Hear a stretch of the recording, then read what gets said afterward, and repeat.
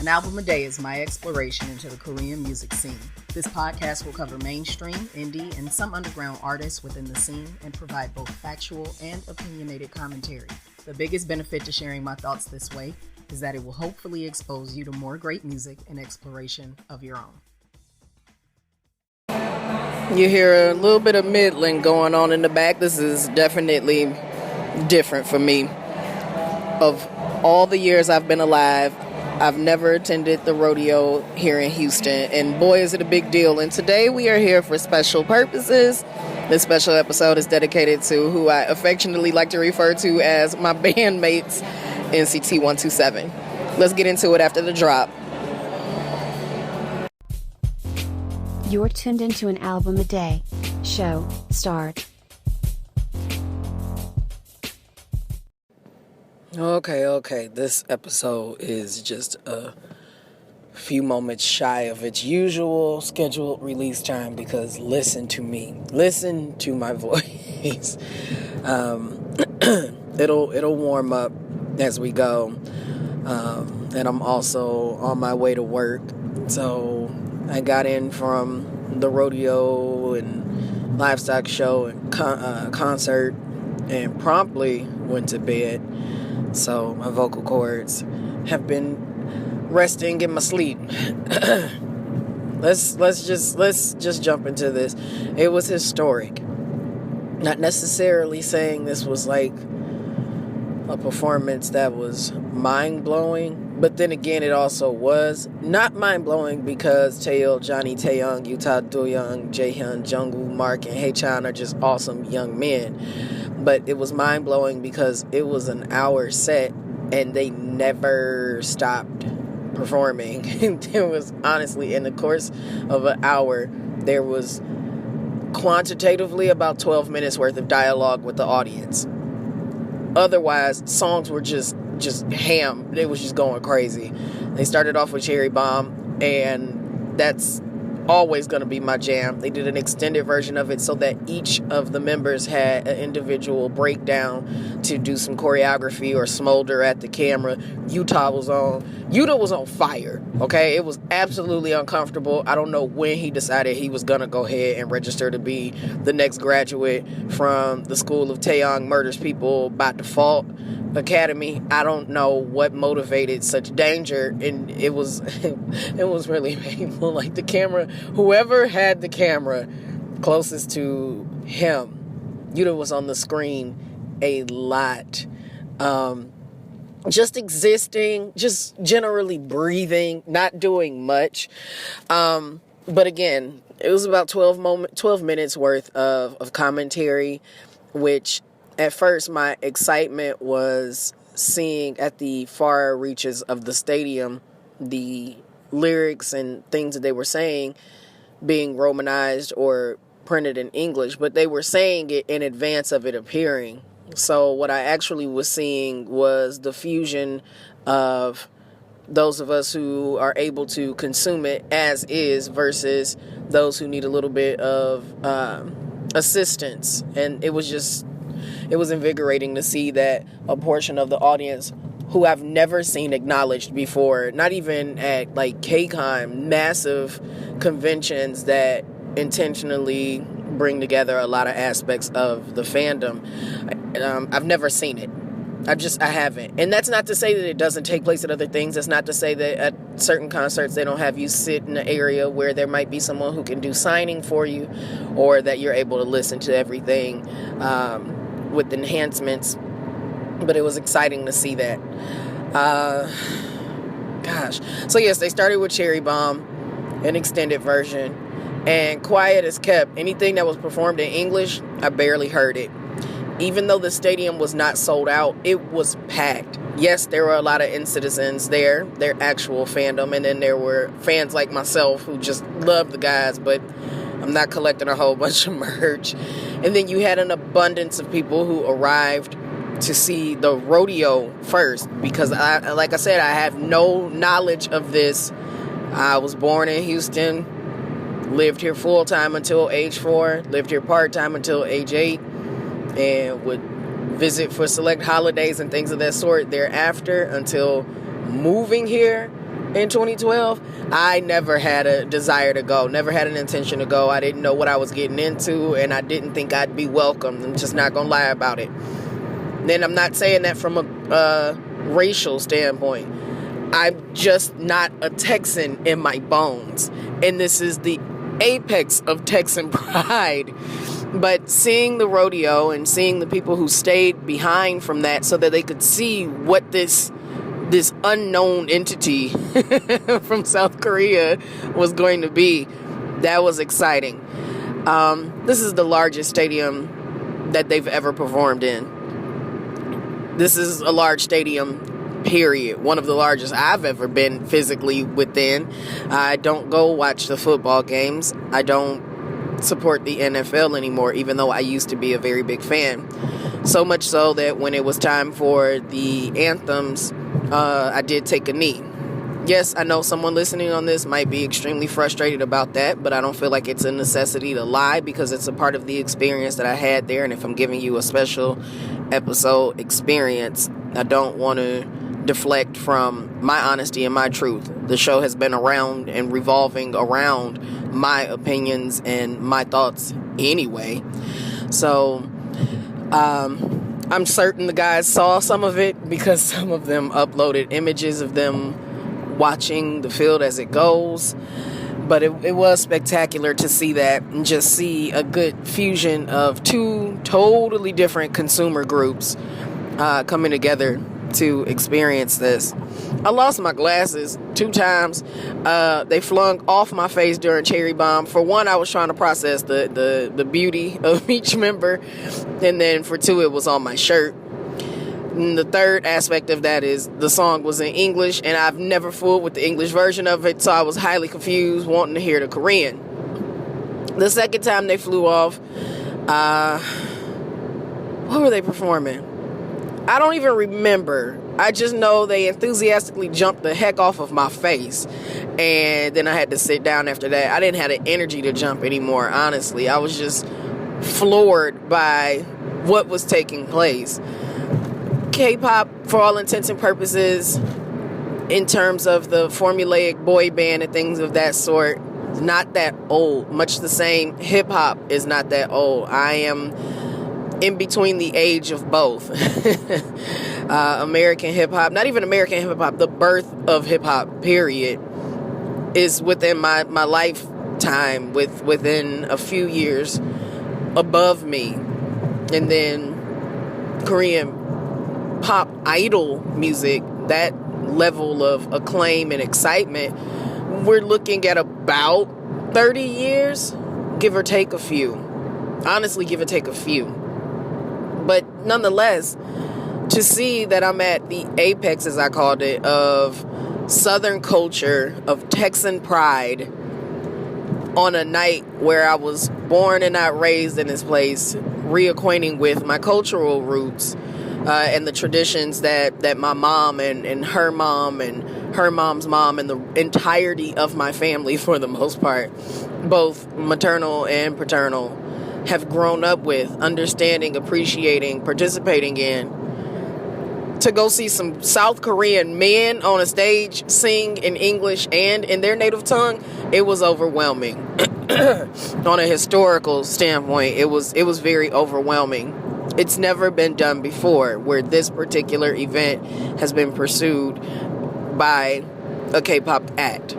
There are other historical barrier-breaking moments that have happened with a multitude of groups. This is not to just speak about this and make it seem like nothing historical has ever been done before. Most of you who listen to the show are fully aware of some of the things that are happening that have been unprecedented for quite some time. But this is a long lineage of mold breaking from Wonder Girls all the way to these gentlemen. It's just been really awesome to see how it's grown. They did a version of Fire Truck, and a missed opportunity certainly happened by them not coming into the stadium arena on a fire truck. There were fire trucks there. There were fire trucks there. There were fire trucks there. I don't understand how you have a song named Fire Truck, even though I call it Sriracha, and you didn't come in on that. They played one song and it instantly dropped into fire truck. They didn't do the choreo for it or anything. They kind of just stood in various areas of the stage to allow them to catch their breath, because prior to that they were dancing nonstop.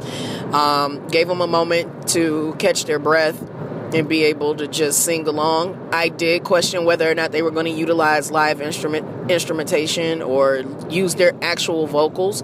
The vocal line, for the most part, seriously did do their own singing, which means Taeil was out here choke slamming notes in the name of music in front of many, many people with minimal stress. It's so impressive that these gentlemen can have that much vocal strength. Haechan,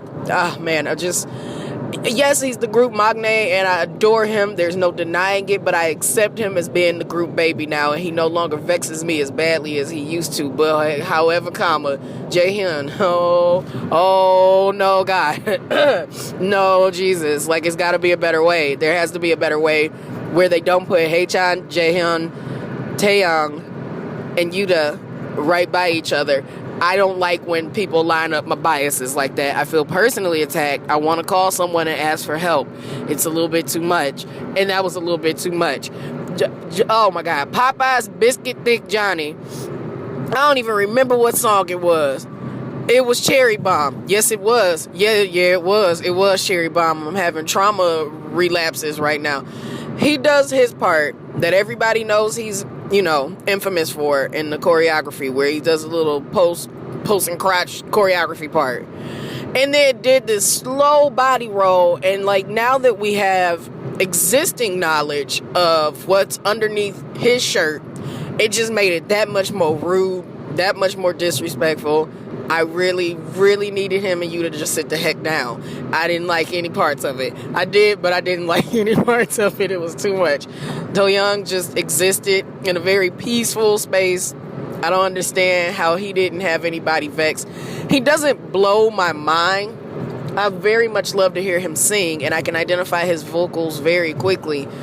But he just wasn't setting no kind of chaos, nor was Taeil. Taeil was just like, let me, the senior citizen of this group, blend in quietly in the back, do what I'm supposed to do with this choreography, and then y'all summon me up to the front so I can go ahead and hit this note and jazz on back. He was electrified about being back. He was so excited about being back in Houston, as when the gentlemen did their first U.S. tour that had that gorgeous red and white promotion. Ew!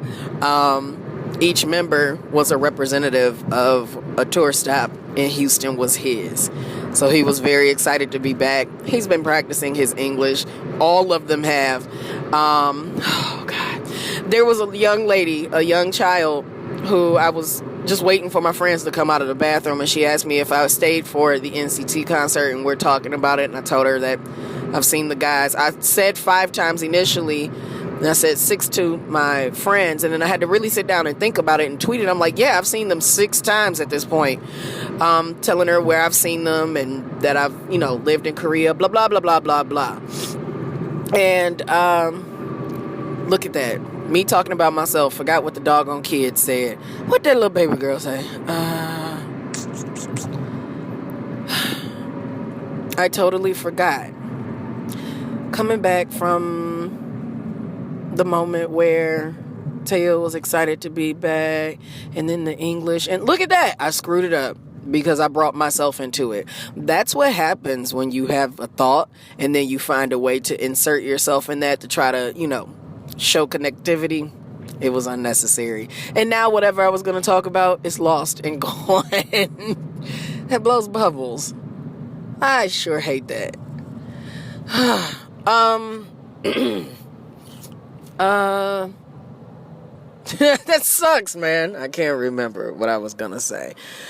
I bought the baseball style t-shirt that has the entire concert roster on it because, history. Having all those different names on it. Lizzo being tonight, which is a huge deal for Houstonians because they love her so much. Just having NCT 127 on there and nobody necessarily knowing what that means except for us fans, it's really cool. I decided I'm gonna hang it up where I have my Miyavi concert tour shirt. I have a tour shirt from when Miyavi, Kiha and the Faces, and Slot Machine all went on a domestic tour here. And I've worn that shirt multiple times while I was in Korea, but when I came back, I've retired it because I don't want it to start fading or tearing, because it's a Kiha shirt and that band no longer exists. But I also have a shirt with just Miyavi on it, and that's the shirt that I was wearing when I physically got to meet him on his tour. So there's certain things that I just can't wait to put in a frame, slap on a wall, in this permanent home that I'll eventually have. It'll be exciting to do that, have my space to celebrate the things that I have. Okay, it doesn't absolutely connect with what I was thinking of earlier, but I do recall that the gentlemen NCT were mentioning a lot about their album and things. So now I know where my brain was going. Yeah, let's get into this. So the album was available for purchase there. I don't know how that's going to count towards their collective sales versus the sales of the venue, because of course it needs to quantitate its own products. But there was this really, really good article by Taylor Glaspie, a very seasoned reporter. She did it for clashmusic.com. It's called 2020 Visions, How K-Pop Conquered the Globe, studying the developments in our cultural landscape as a new decade dawns. And she mentions how some aspects of what made K-pop so appealing, so interesting, are somewhat becoming diluted in the pursuit of the American dollar. And it was a perfect thing for me to see and read after the concert, when you're watching genuine, regular Korean pop music consumers and watching those who just want to see what this spectacle is and trying to figure out, is it a genre, is what is it, and all of that. There's some genuine truth in what that reporter is sharing. And I also retweeted it on my Multifacetedacg Twitter account. But again, I'm just giving you the website and the title. You should certainly find it. You should certainly shout her out. There's some truth in that. When the song switched over into the Korean language, I was far more enthused to sing along, and it felt like it was mine. It was ours again. Which, of course, is ironic. I'm not South Korean. I'm not of any Korean descent to my knowledge. I don't have anything DNA specific that says that I come from anything over there. And English is everyone who's willing to learn it, just as much as the Korean language is. But there's something specific about hearing a non-native stadium sing along with language that they had to go Google up, search up to see how to pronounce the words appropriately, void of understanding or not. The sounds, the music, the audience who was around me, who had to suffer through my screaming dead in their ear, having them experience that, and the music sounds just like the music that they already listened to. It made it easier for them to adjust, and they're like, oh, okay, there's some English in this song, or this whole song is English. It's always been a little bit of a fusion of the two languages, but not as much as it has been in most recent years. These past 2 to 3 years, there's been an abundance of focus on integrating the English language. And suffice it to say, and I hate the word choice. Let me precursor that. I just do not have the knowledge of another word right here on hand while I'm sitting in traffic. The exotic side of it. Oh, I hate that. Because now it sounds like it's only something that could possibly be appealing because it's so different. And exoticism is not, it's not an advantageous thing. So just bear with me on that word. I don't mean it from a fetishization area whatsoever. But there's something beautiful about the foreignness of what K-pop was. The kitschiness of it all, if you will. And it's slowly disappearing. And I guess I could take the word slowly out of that. It's genuinely disappearing as more reporters and more music outlets are inquiring about who these artists want to collaborate with who are not native Korean speakers and things. And you got a lot of interesting collaborations going on. And this is not new. This is something that's been happening for a while. John Legend has been a part of it. Pitbull most recently. Dua Lipa. It's not new. So I'm going to remove the word slowly from that. But it's interesting nonetheless. And I really encourage you to read her article, make your own distinctions about it, think it over, see if it makes you feel any way. It's very careful to provide you with appropriate cultural history, and it's just, oh man, it's a really good piece. So yeah, my brain is a little bit scattered right now because I got my earbuds in while I'm trying to explain myself, and traffic is barely moving, and I'm still tired and everything. There's no point in ranking this concert experience. I did physically buy the album, although I already have it for streaming. More money was spent yesterday than I genuinely planned on, so I guess that's my fun for the month because I am frugal. This was a weird recap. I should have done it as soon as I left the venue like I usually do, but I needed the rest. So, yeah, that's my spiel or whatever. Like, I enjoyed it. In the moments that they did speak in Korean, my ears would just perk up because I understand, for one. And then just hearing anything that sounds like South Korea, it brings a lot of peace for me right now in a time where I'm still trying to not necessarily forget, but just make some distance from my time there. I deeply miss my second home, especially now when it's dealing with so many things health-wise, and it basically had the epicenter of my city as where everything was really spawning from. So, yeah, it was, for a few moments, it was nice to feel like I was back home. So, there we have it.